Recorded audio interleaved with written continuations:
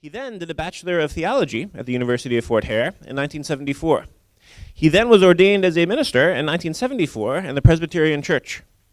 He then did a Bachelor of Theology honors at University of Fort Hare in 1976. In 1979, he did a Master of Theology at University of Fort Hare, and in 1983, a Master of Arts degree at Princeton University in the USA. 2001, he did his Doctor of Philosophy at the Nelson Mandela University. So in many ways, he actually followed the footsteps of my own father, who is also a pastor and is also actually a professor of theology, but many similar interests in that sense. His professional career is also quite impressive. I'll tell you just some of the highlights. From 1973 until 1987, he did his PhD, or the docent in theology, at the University of Fort Hare. 1991, the senior docent, or the final thesis in theology, at the University of Transkia, Walter Sisulu University. Then from 1994 until 1997, he became a senator in the National Assembly, a member of the National Assembly. From 1997 to 2004, minister president of the Eastern Cape Province. And from 2004 until 2010, he was the sports minister, or the Minister of Sports for South Africa. Politically speaking, he's also had a fascinating timeline. As we look here from 1971 until 1990, he served in the underground structures of the ANC. From 1983 to 1986, he served in the National Executive Committee of the United Democratic Front. He was the finance director of the ANC from 1995 until 1997, and the party leader of the ANC from 1994 until 1997. Since 1990 up until today, he's also been a member of the executive committee of the ANC. So as you can see, the ambassador really has had a fascinating career, really. As you look at the history of South Africa and his own history, he's really been there and done that, at all of the important moments. And in that sense, it's really a very high honor that you decided to come today to give the keynote address. I wanted to give you that background just ahead of time. And what I'd like to now do is call to the stage one of the colleagues of His Excellency, Mr. Lekel Glenn Mambalu, who will do the moderation for the South African components of today's event. So ladies and gentlemen, please join me in a very, very warm welcome for Mr. Mamabolo. Thank you. The birth of new ideas, new opportunities, new and innovative ways of getting things done.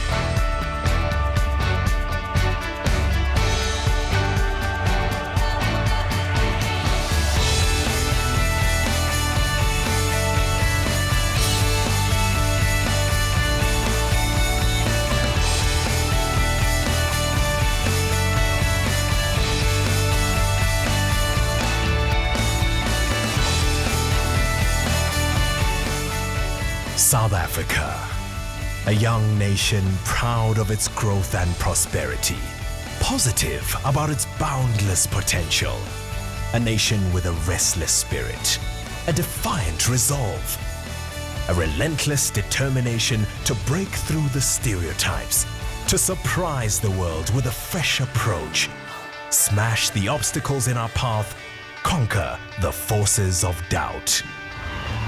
Join us, work with us, build with us, break ground with us, invest with us in South Africa.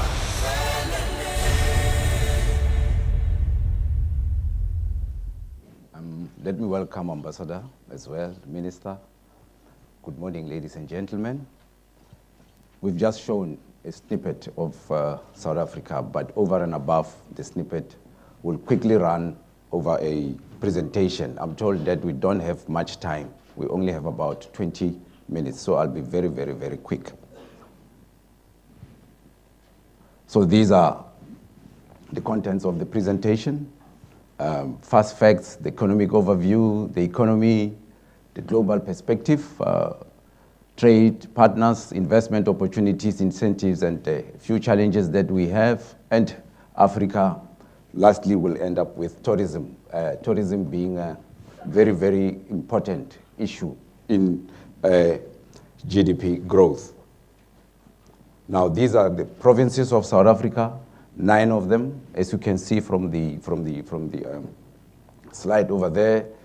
I know most of you know Gauteng, and we have also the Western Cape. It's very, very, very popular. Now, these are the first facts. Head of state, it's President Jacob Zuma. We have 11 official languages.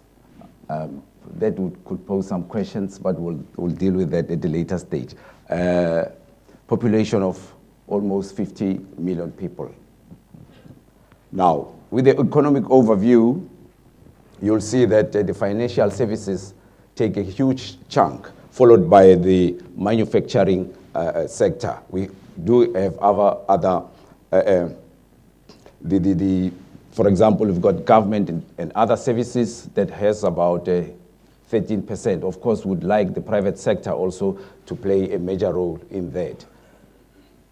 Going quickly with the GDP, in 2006, GDP was $261 billion, in billions. But now, in 2011, these are the current stats, we have $422 billion.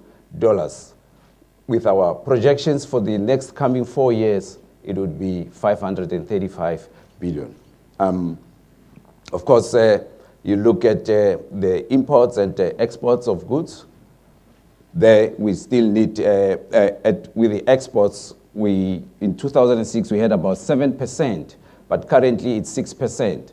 So going back to the imports, that would be more on the 14% in 2006, and you'll realize that it has now risen to 17%. That is obviously caused by the global financial crisis. Going forth, then with the economy, South Africa is a manufacturing center of excellence.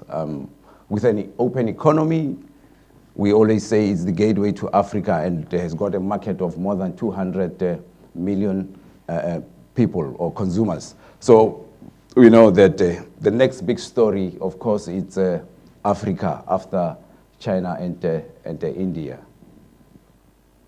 Now, with the new growth path, in the next 10 years, we envisage creating over 5 million jobs. That would be to reduce unemployment to 15%. Currently, we have a 23% unemployment rate.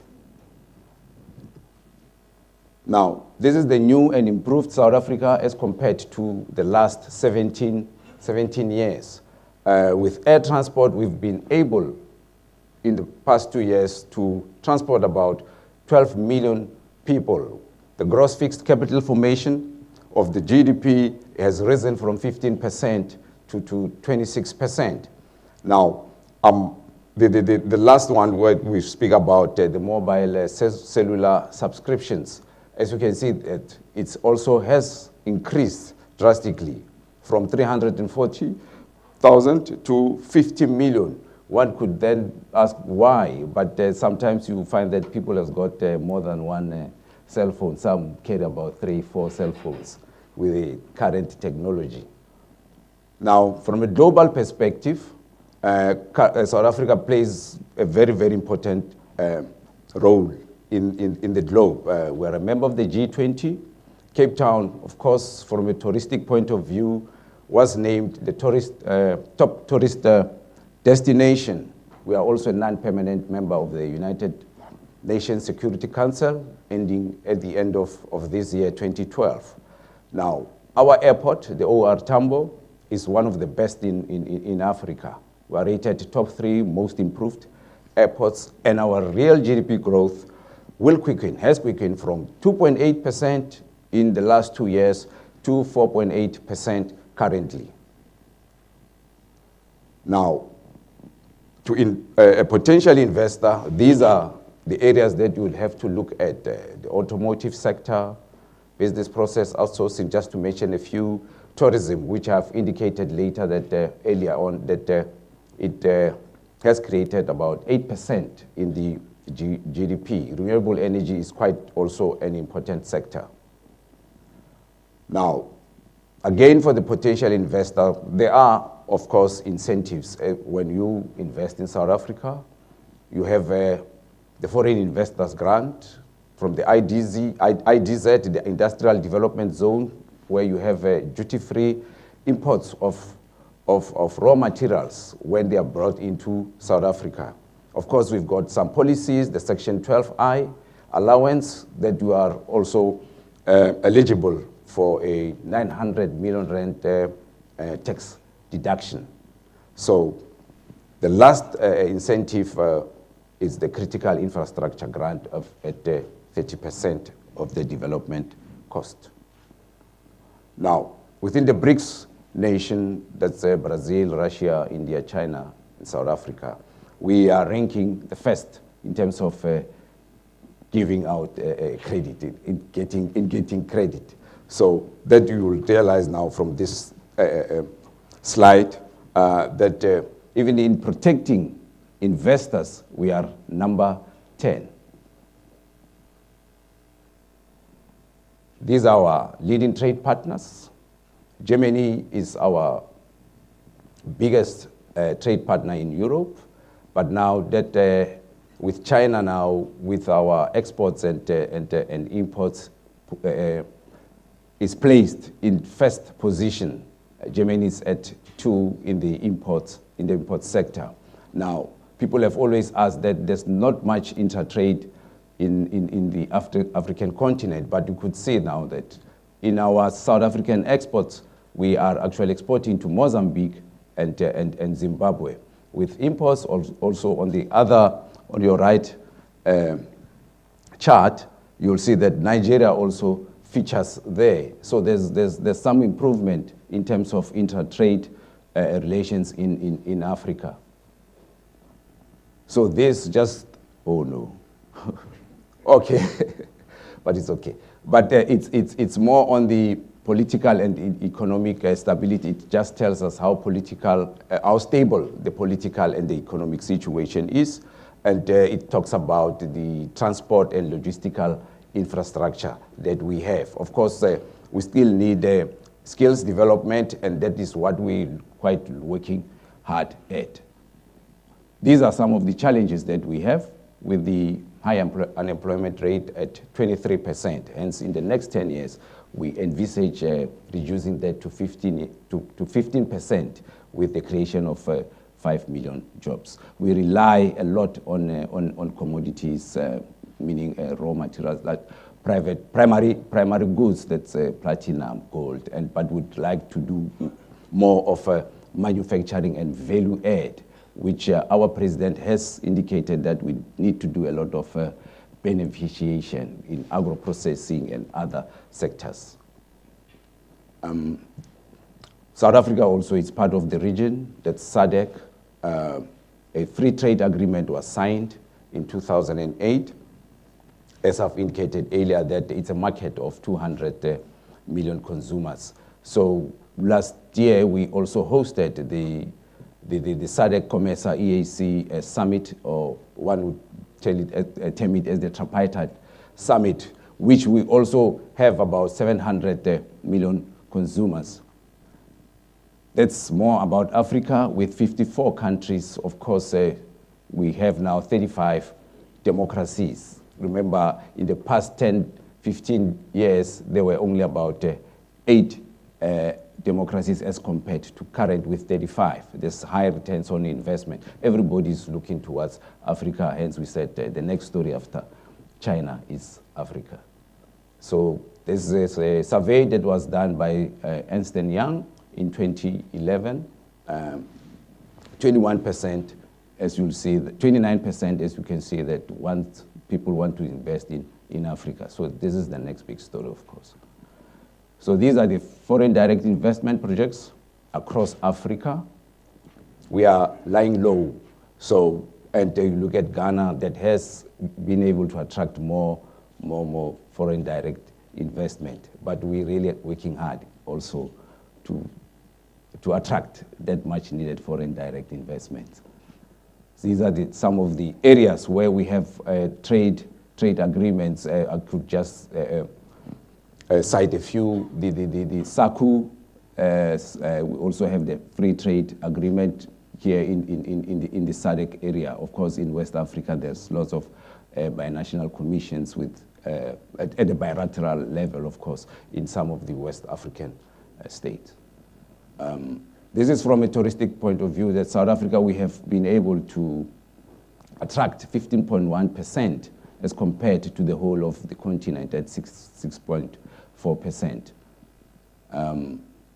Of course, Europe has been our traditional market, which we want to maintain and retain. So we're actually looking at new markets in Asia. That is what we are working hard at. North America also, it's our traditional market, which we are retaining. Now, what are our strengths?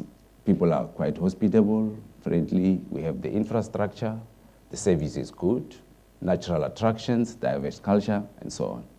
This is some of the scenic beauties that we may have seen in the earlier video that was played. And another one, the Table Mountain, which is the site also of the UNESCO.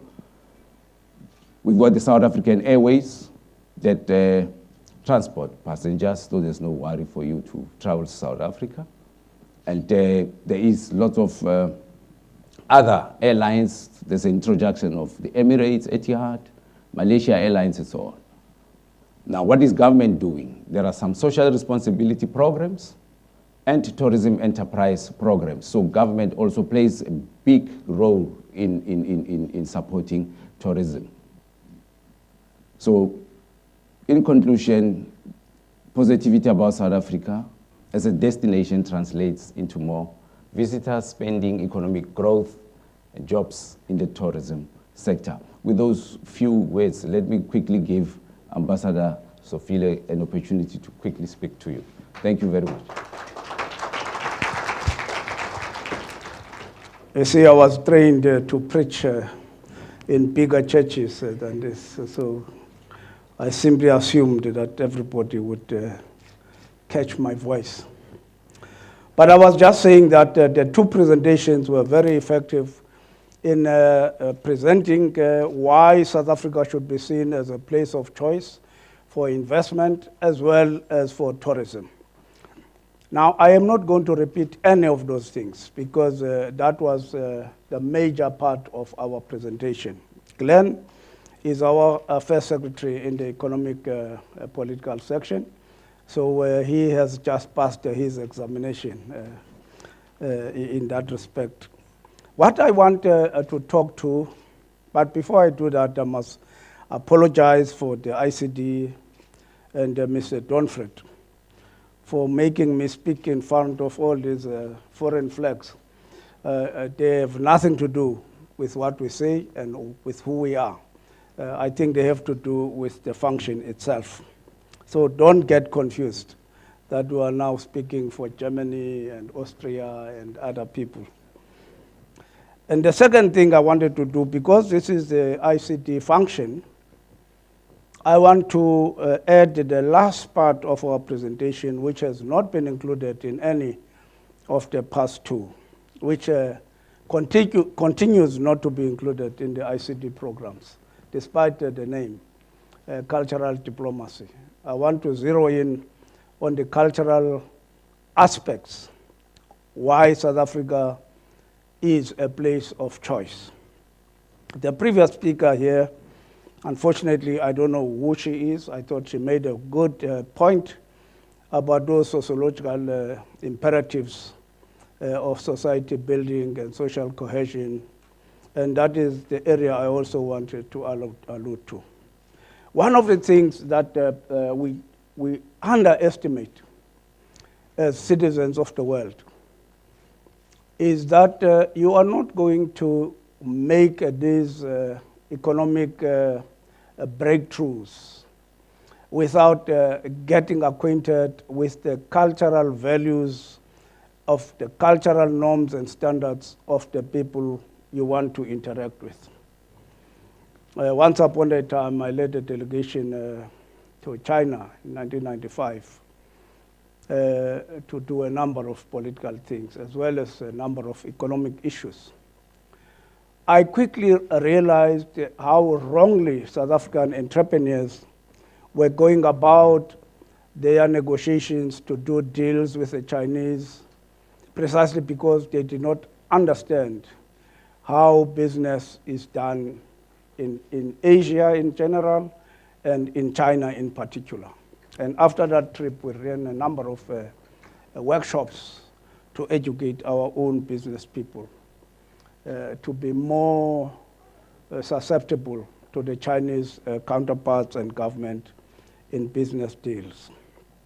You see, culture has the unique ability of breaking down prejudices, breaks down the divides that exist over a long period of time amongst the nations and the people of the world. But once you begin to interact at that cultural level, then you become less prejudiced, less I am better than you kind of approach, less than undermining, and begin to be accepting other people, as the Germans say, at the eye level, at the eye-to-eye level of interaction.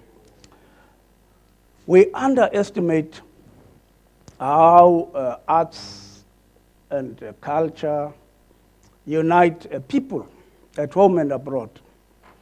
I always make example of the Iraqi team that won the Asian championships in football, I think 3 years ago, as well as the Ivory Coast team that won the African Cup of Nations a few years ago.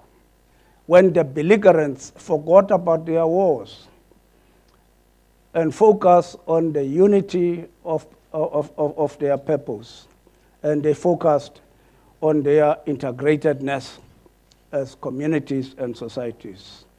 And those who belong to the older generation will also know how that happened here in Poland during the Second World War, when the warring soldiers suspended hostilities on Christmas Day and started playing football together to the anger of their commanders and their generals.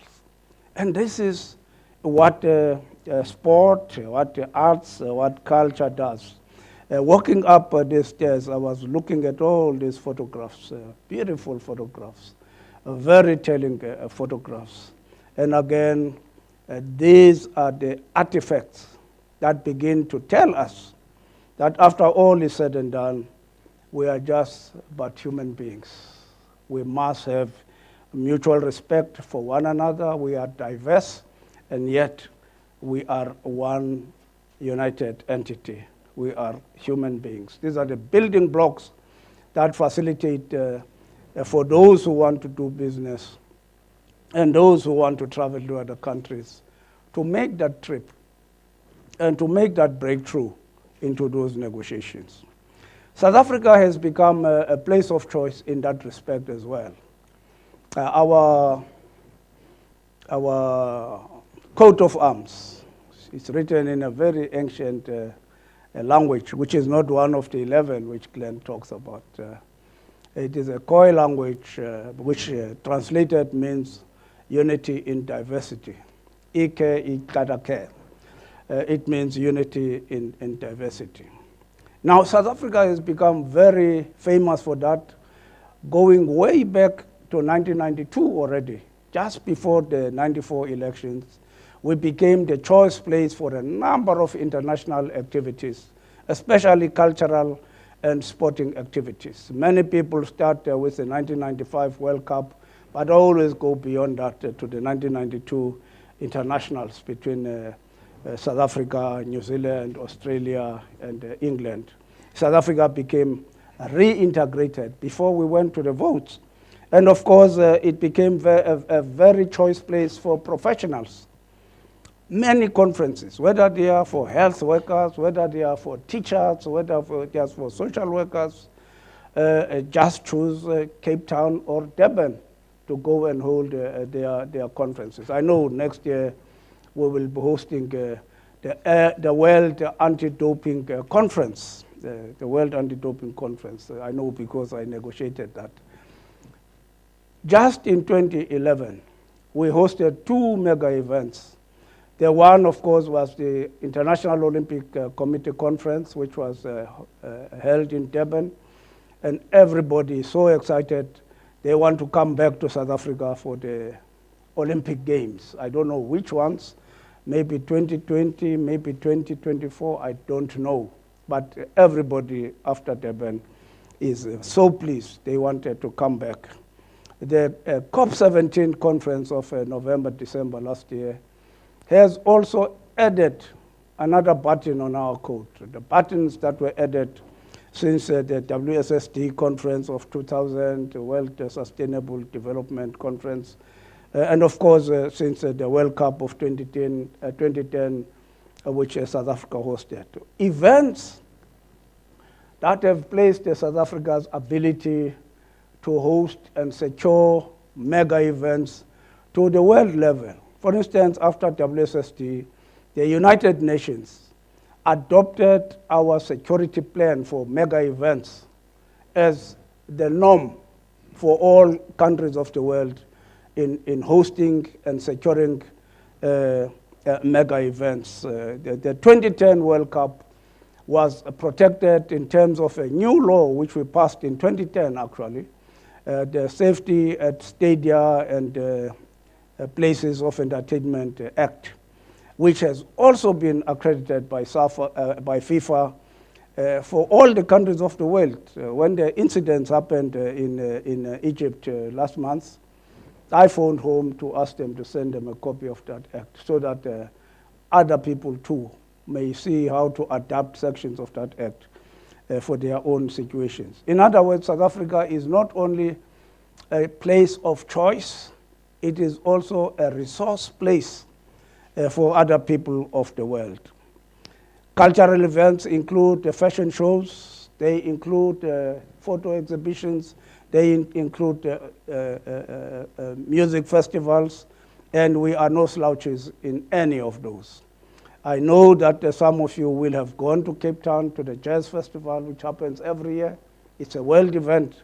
Started as a small event, borrowed from the Amsterdam version. It has now surpassed its parent in Amsterdam. It has become an annual world event. That is our country. The tourism rates are going up. We are told that this year, rather 2011, so as grow up by 10%. We want it to continue growing up because of all the things you saw. The adequate infrastructure, the sophisticated institutions for investment, for protection of investors, for transportation of goods. We are not there yet in the sense that our network, infrastructure network within the African continent is very backward. But at the international level, we are second to nobody, whether by plane or by road or by bus or by taxi. we are able to ferry people around to their places of choice. When you have time, go to that place where they are having the tourism ITB thing. What is that place? The ICC here in Berlin. It started 2 days ago. It continues until the end of this week. You will see the South African stalls there. Indeed, you will see the African stalls there, and you will be able to get some of the takeaway documents that should help you go along. I sit down now and say, you cannot succeed by simply saying we have gold in South Africa without putting together a program of an interlinked program. That is the tourist managers will tell you. There is no tourist who wants to go to Port Elizabeth, to sleep in Port Elizabeth and wake up and take a plane back to Thailand. They want also to see other things. And we do have those other things. And in seeing those other things, they also get exposed to business opportunities. And we do have those business opportunities. The best, of course, that we have is the sun in the hearts of our people. Vielen Dank.